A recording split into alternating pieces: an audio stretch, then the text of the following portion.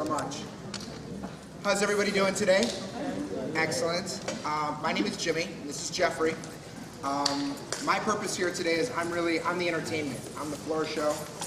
I'm the good looks, the wit, the charm. He's the brains. Okay. And everybody in front of them should have one of these packets and one of these sheets.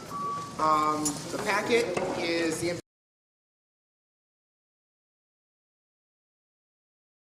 information we're going to be talking about.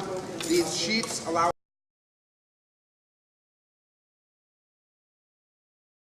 us to take this generic information and make it very specific about you. As we're going through, if you have any questions, please don't hesitate to ask. Jeffrey's going to be making his way around the room. You can ask him. Jot them down on these sheets if you like, and we'll take care of it.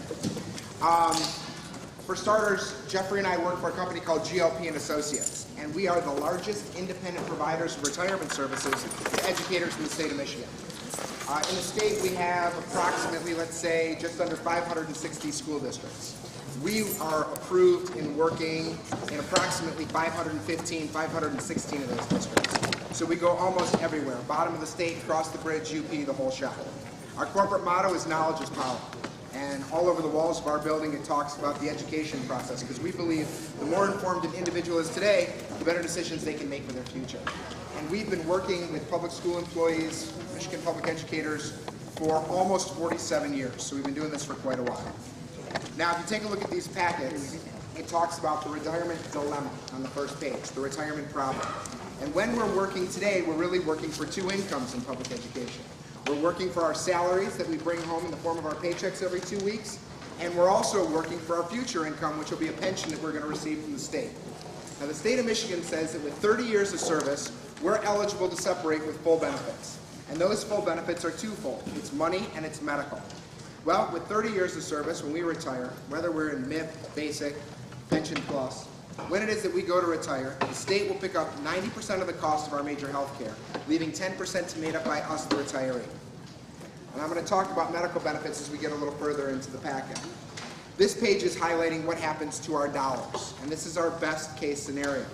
So if you found your current working income on the left-hand side of the page, or if you found your previous highest year's working income on the left-hand side of the page, with 30 years of service, we get ready to retire, we're going to trade that for the income on the right-hand side. So if we had the ability to get to $80,000 a year of income while we're working, the day we retire, we would have a best case scenario of $36,000 a year.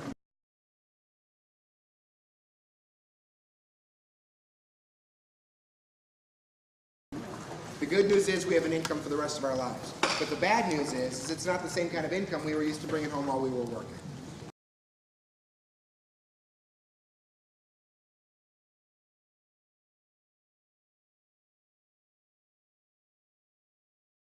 Does anybody have any questions about this so far? Okay, moving right along. The next page. The next page talks about the payment options under the state retirement system. Now, this is a decision that we don't have to make until our last year, our last 6 months before we go. But this is information that it is very important to be well versed on and to understand before we get to the point of retirement. And the reason why is because for almost all of us in this room, our pensions are the foundation of our financial future. And it is very important to understand how that foundation works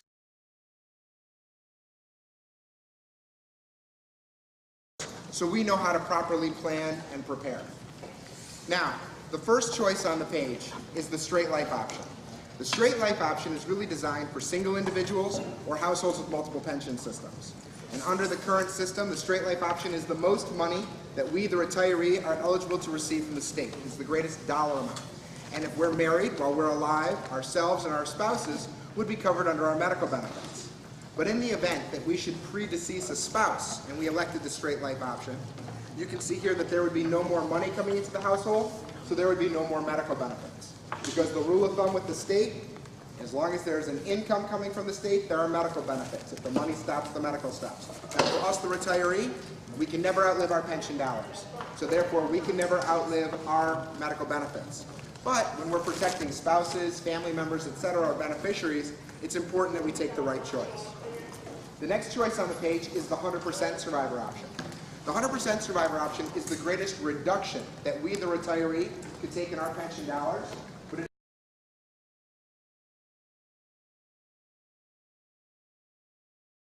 greatest dollar amount that we could pass on to a survivor. Whatever money was coming into the household while we're alive would continue on after we're gone, thereby maintaining medical benefits. Now when we talk about the 100%, the 75, and the 50% option, the only thing that changes is dollar amounts, not medical coverage. The medical stays the same. This is only talking about change in flow of dollars. For example, let's say you're married. Your spouse has a job, and through that job they're saving in a 401k or they've got their own financial retirement plan. So we're not worried about them financially for retirement, but their job isn't going to provide medical benefits. Well, if you look down at the bottom of the page, the 50% survivor, this is where we, the retiree, take the least amount of a reduction in our pension dollars. It's where we pass on the least amount of money to a survivor.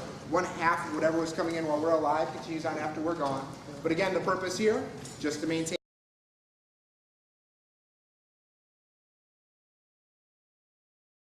some money coming in, so we maintain those medical benefits. And then lastly, we have the 75%. And if you think the 50% sounds like it's what's right for you, chances are that 75 is going to make as much, if not more, sense. Because when we look at the difference in dollars to the retiree, that small reduction versus the increase in benefits that's passed on, it makes a lot more sense. Now, right now, these are just generic monthly figures. They're hypotheticals. But when you guys fill out these sheets, what Jeffrey's going to come back and do is he's going to sit down with you and he's going to walk you through. At any time, for instant access to more information to your specifics, your pension system, your retirement benefits, what you're doing now, click more information, fill in your name, your telephone number, and email, and myself or an expert will get back to you shortly. What your specifics look like for you and your families. And when he walks you through this, not only is he going to show you what you can expect to receive for an annual or monthly pension benefit, but expected costs and projections for medical benefits as well, and what's happening and changing in the state. Now, before we flip the page, do we have any questions? All right, because I want to highlight a couple more things before we move on. And that's pertaining, well, two things really, and it pertains, number one, to who is eligible to be a beneficiary. One of the things that the state did is they made a change as who is eligible to be our benefactors. In the past, the state was very stringent. The old rules stipulated that it had to be spouse, which is federal law and still is, dependent minor under the age of 18, physically or mentally handicapped child under the age of 21, or an individual that was dependent upon us for more than 85% of their livelihood, we could petition the state to allow them to be named as a beneficiary. Well, that's all been done away with. Today, the simple answer is, if they are a relative, we can name them. So we can name spouse, mother, father, sister, brother, child, aunt, uncle, whomever. A lot of people start perking up and they start thinking about naming their children. So on this sheet, when it says spouse's date of birth, instead of putting spouse's date of birth there, put your beneficiary's date of birth if you want to name a child, and we can run that projection for you as well. But it is important to keep in mind that the life expectancy of your survivor can potentially negatively impact your pension dollars. Because if we named a child whose life expectancy would really be 60 years longer than ours or our peers as a spouse, we're going to have a reduced benefit in order to offset how long the state will be paying the benefit to the child. Okay, any questions about any of that? Now, the last thing I want you guys to know is that once we elect who we want our beneficiary to be, and once you receive that check from the state, we can never change who our beneficiary is. So if today we're married and life is great, and all of a sudden now we're retired and we spend more time together as a couple than we ever have before, and we decide, you know, things aren't quite as great as they were when we were apart 9 hours a day, and God forbid things shouldn't work out, but in the event that we should divorce, my ex is still my beneficiary, regardless of whether I remarry. The only way that we can change a beneficiary is if that person should pass away of natural causes. No freak accidents. But if something should happen to them and they should pass on, we would then, had we chosen one of the permanently reduced options, 100%, 75, or 50, we then pop back up to the straight life option. Now here's where the state made another change. Because in the past, if our survivor predeceased us, we would pop up to the straight life option, and then, whether we remarried or not, that's where we were. Today, if we should, our benefactor should predecease us, our beneficiary should predecease us, we pop up to the straight life option. Should we remarry, we can now name our new spouse to to the 100% survivor option. But they only get money in the event that we should predecease them, not medical benefits. But at least we get to pass on some pension dollars, which didn't exist before, which is another positive change that the state is making. Okay, any questions?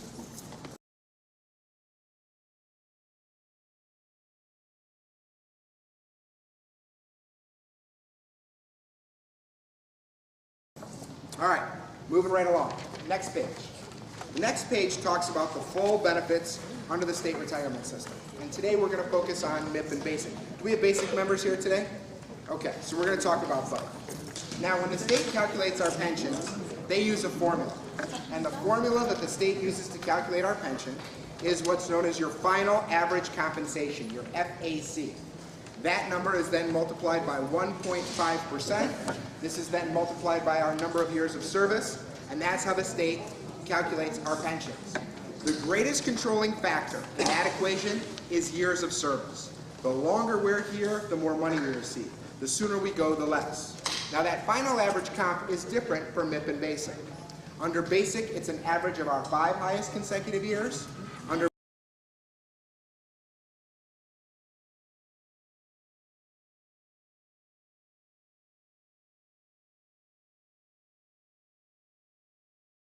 MIP, it's an average of our 3 highest consecutive years. So the first difference between the two is the number they average. Now it is very important to keep in mind that when we're looking at certain economic times that have brought about pay cuts and pay decreases and step freezes and things like that, the state is not using your last 3 or 5. They are using your highest 3 or 5, wherever they fall in your career. So wherever those highest years are, that's what the state's going to use. But they have to be consecutive. They have to be consecutive. Yes, absolutely. So wherever those highest years fall, that's what the state is going to use. Now, another difference between MIP and BASIC. BASIC has no out-of-pocket cost to the employee, whereas under MIP, individuals pay an average of 4%. I say an average of 4% because if you look at your paycheck in the beginning of the year versus your paycheck at the end of the year, in the beginning of the year, you're paying 3.9% of your salary. By the end of the year, you're paying 4.3% of your salary. So when you average it out, it ends up being about 4%. But as you earn more throughout the year, your MIP ticks up a little bit as far as the contribution that you're putting in. And the difference is put away by the state. A BASIC member, when they retire, immediately are receiving full benefit from the state. A MIP member who works 30 years of service and retires, for their first 2.5, 3 years of retirement, are getting their own money back, the money that they paid into the system. But once we move beyond those first couple years of retirement, we're now living off the pool of dollars that makes up the Michigan Public School Employee Retirement System. Now, another difference between MIP and BASIC is when we're eligible to collect. Those of us in BASIC, it's 30 years of service and the attained age of 55. Now, many of our BASIC members, they started education at 22, 23, or they hired in and bought years of service. So by 52 or 53, they're eligible to go. The difficult part is that if they separate at that time, there's no benefit that's going to be paid out and no medical benefits to be received. So money would have to be deferred until 55. The other option is to work a little bit longer. And each year we work past our 30 years of service, our pension increases 1.5%. Under BASIC, it's 30 years of service and the attained age of 46. So as long as we're beyond 46 with 30 years, doesn't matter the age in MIP, we're eligible to separate and collect full benefits. Another difference is there's a cost of living adjustment to MIP that BASIC does not have. The cost of living adjustment to MIP is a 3% non-compounding raise each year.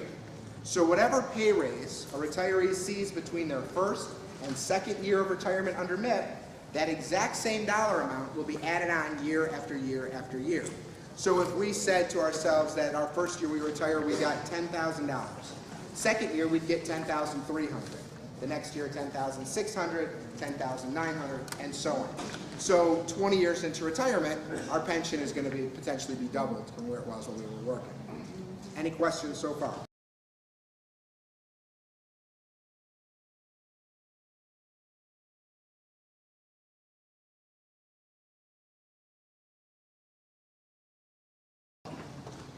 Now, if you came into education later in life, where education is a second career, I'm not going to tell you if you started at 46 that you have to work until you're 76. Okay, that's not the case. We have other options.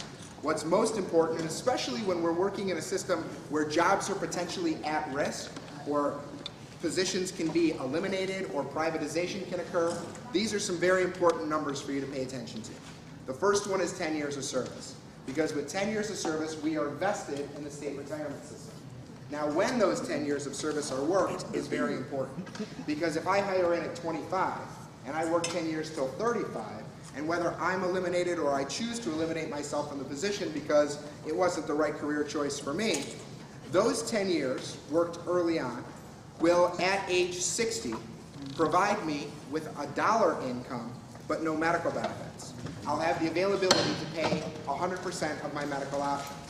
If those 10 years were worked through my 60th birthday, I would retire, receive dollars, my income, and my full medical subsidy, as long as I worked through my 60th. So that would give me the 90-10 split for my medical. Now, if age 60 isn't going to be realistic, the next set of important numbers is 15 years and 55.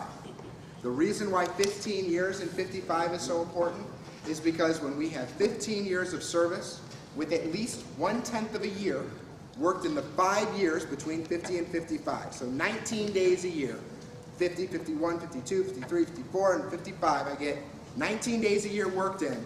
I got 15 years of service total with the state. I can retire with a permanently reduced pension. So my dollar amounts are eroded, and I'll explain it in a second, but I get my full medical. My goal for everybody that we sit down with is to make sure that you understand how to leave here with to maximize your dollars, but to ensure that you're taking advantage of the system to get the medical benefits that you're entitled to. Because the cost of medical is outrageous, and it's only getting worse, not better.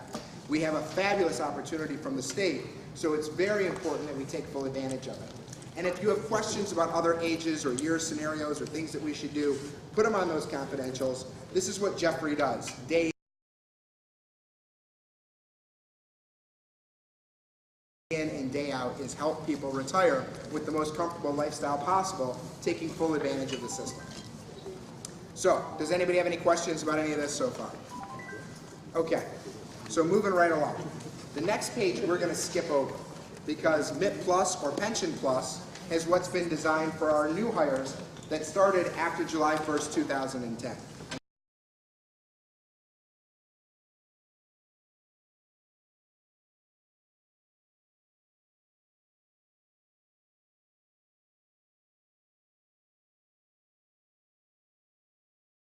Anybody flip the bill for that? No? Okay. Moving on. Next page. Okay. This one I'm going to be very brief on. This next page talks about retiree health care. What this is talking about is the health trust. That 3% that's being taken out of all of our checks.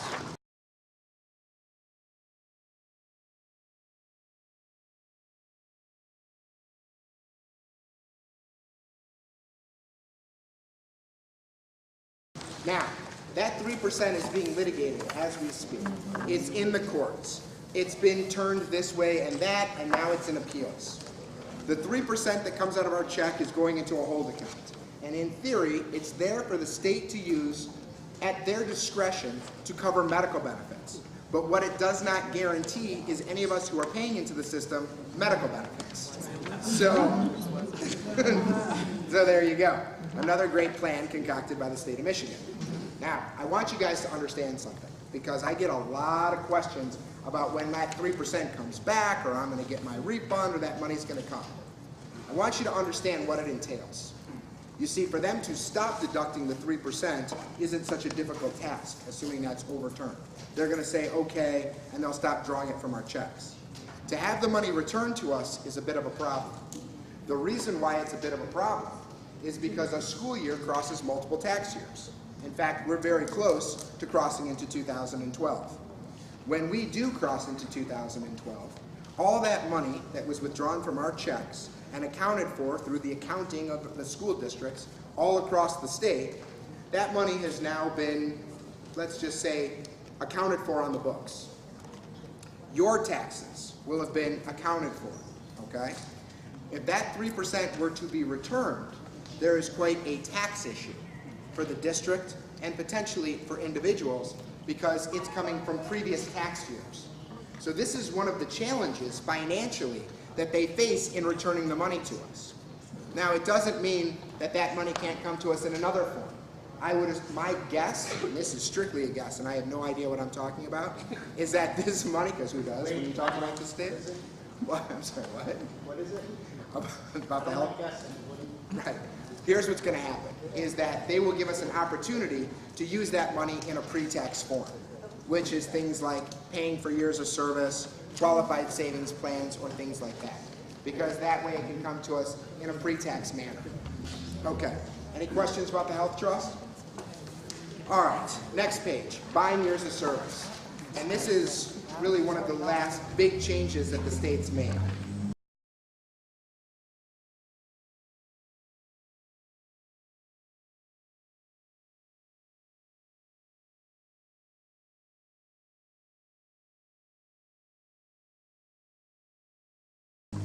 How many people here are currently buying years of service? TDP or paid for? Okay. Everybody with your hand up, this does not count for you. Okay? This is only for people who are interested in buying future years. And if you are in a contract and you were to start another to buy years, this is important. This is important because 15 years, 55, 10 years, 60, etc. Getting years of service to be at the right numbers with the right age to get us out with medical benefits. If we're in an at-risk position that could be eliminated, maybe I should buy my years of service before I go so I get a bigger pension, so I get my medical benefits. It is important that we understand how the state has changed buying years of service. Buying years of service, we can still buy all the same types. Universal, out of system, maternity leave, child rearing, disability, military time is still the cheapest time we can buy. And on these confidential sheets, middle of the page, right-hand side, if you circle that yes, Jeffrey will do a cost-based analysis for everyone and show you what your costs of buying years of service are. But here's what they've done.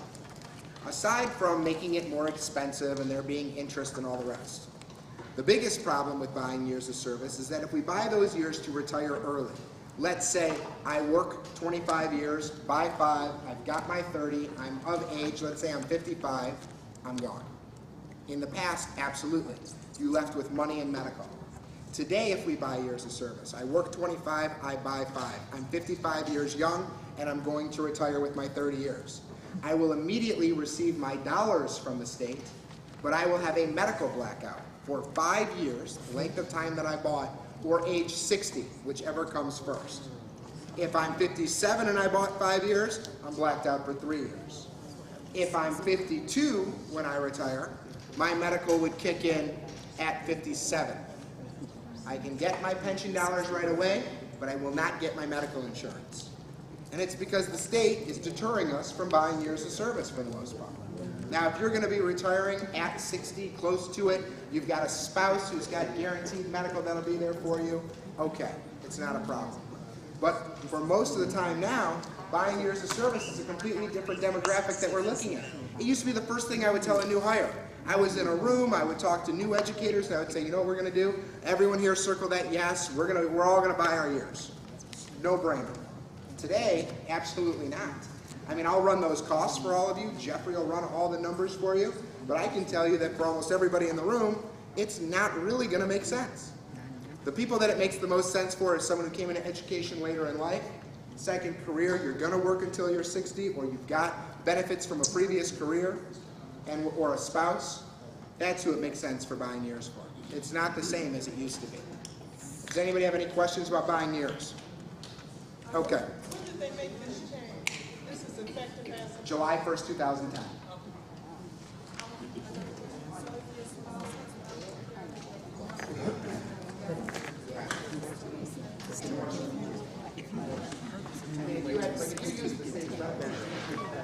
Let's say it's a married couple. You're talking about paying $1,800 for that. So it's pretty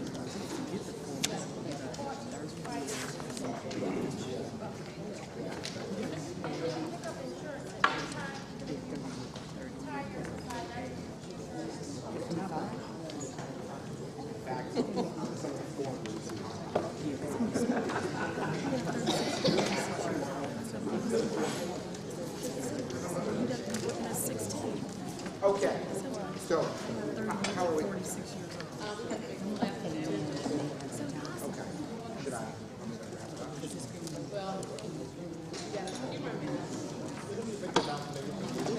I mean, I'm really interested. Okay, so guys, thank you so much for your time. I know everyone's ready to get out of here and enjoy one of the last beautiful days we're gonna have. Hopefully not. 65 and sunny out there. If anybody has any questions, I'm here. Jeffrey, you're gonna see him wherever he is, in the building quite a bit. There he is. Make sure you recognize him because he'll be coming to talk to you. Please fill out those sheets, we'll collect them. Anybody that doesn't know Again, to get your free roadmap, if you will, of everything you need to know about your pension, your medical benefits, buying years, saving money, anything you're doing now so that you know you'll have the income you need for the rest of your life, just click the More Information button and fill in your name, email, your best telephone number, and I will get back with you, or one of my experts will get back with you shortly, and we will run your numbers for you specifically again to your specific situation. Thank you for joining us on the webinar. We hope you learned